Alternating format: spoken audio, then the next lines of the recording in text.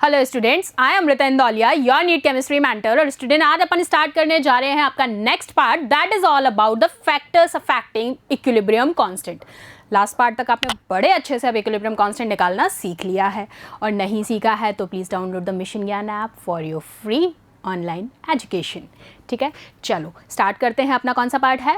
Factors affecting equilibrium constant. अब इसमें simple सा थोड़ा सा थियोरेटिकल पार्ट पढ़ना है, बोर तो होना है ही नहीं।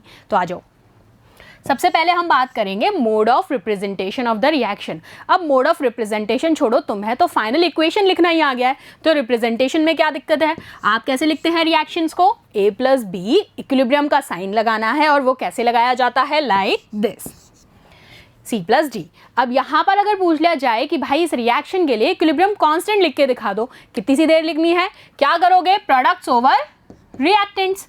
तो ये लो, जिसको आप क्या कहते हैं, कंसंट्रेशन टर्म में बोल रहे हैं, Kc equals to C D, और ये स्क्वायर ब्रैकेट हमने क्यों लगाए हैं? Active mass representation, C D A and B. बात खत्म।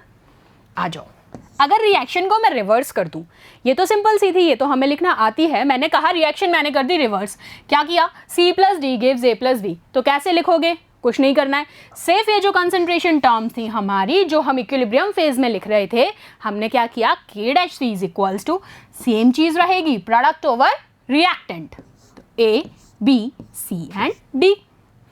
अब दोनों इक्विलिब्रियम कांस्टेंट को अगर रिलेट कर दिया जाए तो हमारे पास रिलेशनशिप क्या आ जाएगा? Kc is equals to 1 by K dot C। कहाँ दिक्कत है K डैश C? तुम्हें भाई सब लिखना आ गया है, अब तुम्हें टेंशन तो कहीं है ही नहीं। तुमसे Kc पूछ लो, तुमसे Kp पूछ लो, तुमसे बीच में से रिएक्शन उठा के मोल्स पूछ लो, इतने एक्टिव हो चुके हो अब। और एक्टिव मोल्स ही पूछता है, एक्टिव मास के फॉर्म में भी पूछता है, तो कहीं ना कहीं हर टर्म में जब एक्टिव आ रहा है तो you also have to be active. तो हमने लिख लिया, सिंपल Kc पूछ ले तो, और रिएक्शन रिवर्स कर दे तो कैसे लिख देंगे? K डैश C के रिस्पेक्ट में। चलो एग्जाम्पल से चेक कर लें इस चीज़ को। For N2 plus 3H2 gives twice of NH3। अब कहा गया है अगर यहाँ पर Kc जो है वो 5 है, तो आपको यहाँ पर K डैश C निकालना है। रिवर्स रिएक्शन के लिए तो क्या कर दोगे? इसके लिए क्या फॉर्मूला था? K dash C is equals to simply सा 1 बाय Kc। रख दो, मोल्स कितने दे रखे हैं? 5, तो क्या हो गया? सिंपल सा 1 बाय 5, कितना हुआ? 0.2। क्लियर है? सेकेंड फैक्टर क्या है? Stoichiometry of the reaction. अब आपको पता है stoichiometry, when a reversible reaction can be written with the help of 2 or more stoichiometric equations. तो क्या कह रही थी मैंने बोला जब रिवर्सिबल रिएक्शन रिटर्न की जाएगी, कैसे? 2 या 2 से ज़्यादा स्टाइक्योमेट्रिक इक्वेशंस के साथ, तो आप कहते हैं जो वैल्यू होती है इक्विलिब्रियम कांस्टेंट की, वो न्यूमेरिकली डिफरेंट हो जाएगी। सिर्फ यही समझना है आपको स्टाइक्योमेट्री के पार्ट में। ठीक है, आ जाओ, अब इसमें रिएक्शन से चेक कर लो एक बार। मैंने रिएक्शन लिया है twice of NO2 gives N2 plus twice of O2। अब इसको अगर मैं Kc टर्म्स में लिखूं तो लिख दो, product over reactant, this by this.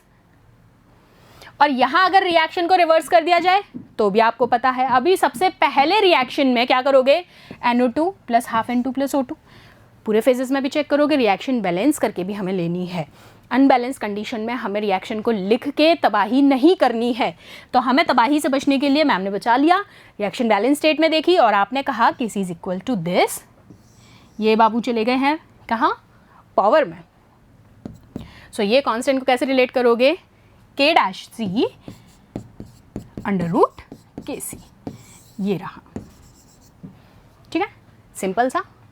आ जाओ, टेम्परेचर के रिस्पेक्ट में कैसे देखोगे? The value of equilibrium constant change होती है किसके साथ साथ? टेम्परेचर के साथ। मान लिया K1 और K2 जो है आपके इक्विलिब्रियम कांस्टेंट है, एब्सोल्यूट टेम्परेचर है आपका T1 और T2, तो वहाँ आपको, और डेल्टा H जो है वो क्या है? हीट ऑफ द रिएक्शन है। सिंपल सी बात है, कांस्टेंट वॉल्यूम के रिस्पेक्ट में पूछ रहा है। अब वो क्या करोगे? फॉर्मूला याद आ जाना चाहिए, dln/dt is equals to delta H upon RT square. याद आया? वही फॉर्मूला है। अब किसके रिस्पेक्ट में है? K2 से K1 के रिस्पेक्ट में, और absolute temperature T1 to T2।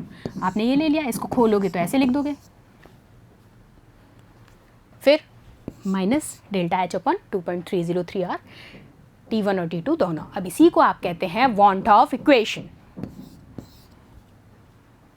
ठीक, आ जाओ। अब यहाँ पर अगर डेल्टा एच 0 है, ये सारे स्टेट्स वैसे तुम पढ़ चुके हो, लेकिन फिर भी क्योंकि फैक्टर्स अफेक्टिंग पार्ट में है, वहाँ पर पढ़ा था, फिर से रिकॉल नहीं होता, इसलिए मैंने दोबारा से यहाँ मेंशन किया है।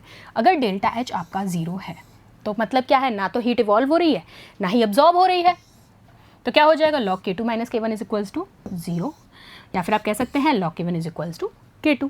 तो आप कहते हैं इक्विलिब्रियम कांस्टेंट सेम रहेगा सारे ही टेम्परेचर पे। ठीक है, दूसरी, अगर टेम्परेचर T2 हायर है T1 से, क्या कहा है, टेम्परेचर T2 हायर है T1 से, तो आप कह देंगे 1/T2 minus T1 is less then 0। और अगर रिलेशन में पूछ लिया जाए, ये सारी चीज़ें न्यूमेरिकल में काम आएंगी, इसलिए लिख के दी हैं, ये लो। ठीक है, आ जाओ। अब डेल्टा एच अगर पॉजिटिव है, पॉजिटिव बोले तो एंडोथर्मिक रिएक्शन, एंडोथर्मिक है, कोई दिक्कत नहीं है, लेस देन 0 का केस हो जाएगा।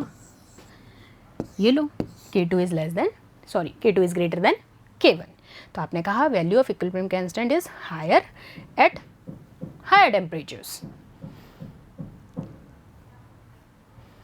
ये लो, Kc is directly proportional to T। कर दोगे? कुछ दिक्कत है? बताओ क्या दिक्कत है?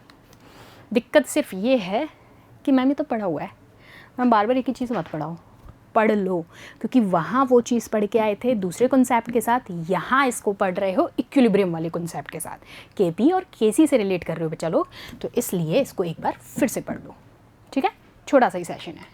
आ जाओ, अब लास्ट क्या है, जब डेल्टा एच नेगेटिव हो तो क्या हो जाएगा, एक्सो।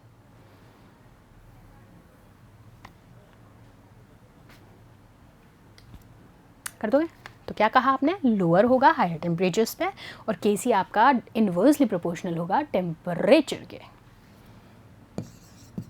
तीनों रिलेशन समझ में आ गए? कर लेंगे। अब कुछ वैल्यूज़ हैं इक्विलिब्रियम कांस्टेंट की जो इंडिपेंडेंट हैं कुछ फैक्टर्स के। क्या क्या है वो? बहुत छोटा सेशन था, आई थिंक। ये सेशन छोटे से मतलब नहीं है, तुमको सिर्फ वो फैक्टर्स अचीव करने हैं।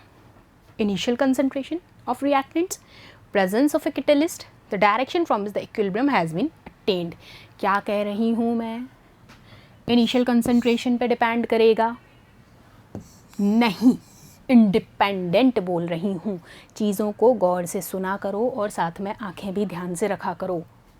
इंडिपेंडेंट फैक्टर्स की बात चल रही है तो initial concentration of reactant, presence of catalyst और डायरेक्शन जहाँ से इक्विलिब्रियम हमें अटेन हुआ है, और लास्ट है प्रेजेंस ऑफ इनर्ट मटेरियल्स। तो बात आई समझ में? आपने यहाँ पर क्या पढ़ा, फैक्टर्स पढ़े हैं। अब फैक्ट करते हैं जो इक्विलिब्रियम कांस्टेंट को। आपने एंथैल्पी के टर्म्स में तीनों चेक किए हैं, 0, ग्रेटर देन और लेसर देन। तीनों केसेस हमने समझे हैं क्योंकि उनके ऊपर एग्जामिनर्स प्रिया जो हैं उनका भाव जागता है और वो कहते हैं मुझे तो ये बताओ Kc कब डायरेक्टली प्रोपोर्शनल होगा T के, कब इन्वर्सली प्रोपोर्शनल होगा T के, और कब जनाब होंगे 0। तो हमें तीनों रिलेशन अब अच्छे से आ गए हैं। अब इसके बाद हम नेक्स्ट सेशन में मिलेंगे तुम्हारे साथ एक नए प्रिंसिपल के साथ जिसका नाम है ली शडेलियर प्रिंसिपल। उससे पहले इन चीज़ों को थोड़ा सा रिकॉल रखना क्योंकि वो कॉन्सेप्ट इनसे थोड़ा बहुत मिलता जुलता है। मिलते हैं नेक्स्ट सेशन में। Thank you so much.